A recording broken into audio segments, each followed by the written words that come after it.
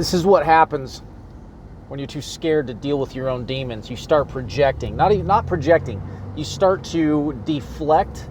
You start to look externally. You start to criticize. We all project, we all deflect to a certain extent. But when you really got some deep, dark things inside that you don't want to deal with because you're too scared, or you're too lazy, or whatever excuse you can come up with, I should say we. This is what we all do. But some of us decide to overcome this, deal with it, work through it, and stop hurting everyone around us. We look inside, we look internally, we introspect, rather than externalize everything. Got a guy in the house right now who is so busy criticizing everybody around him, making everybody around him miserable. You know why? Because he's critical of himself. You know why? Because he's miserable himself. So he destroys everything around him.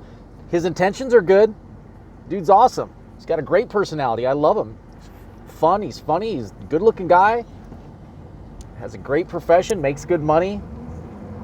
But when he gets down and starts dealing with those things that he doesn't want to deal with, when they start surfacing, rather than talking about them and bringing them out and working through them, whether it's through the steps or any other means, counseling, house meetings, we've got all these tools that you learn about in recovery and in the Simplify program. Instead of using those and leveraging them to work through it, come to a place of healing, actually turning those things into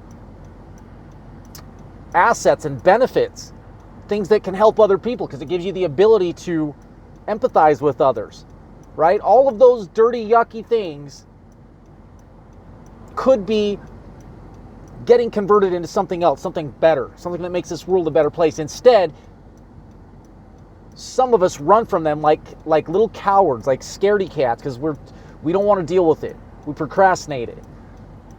And then they grow, they get stronger, they get bigger, they get more destructive. It's pathetic. Watch it happen all the time. Certainly can't happen in my sober living.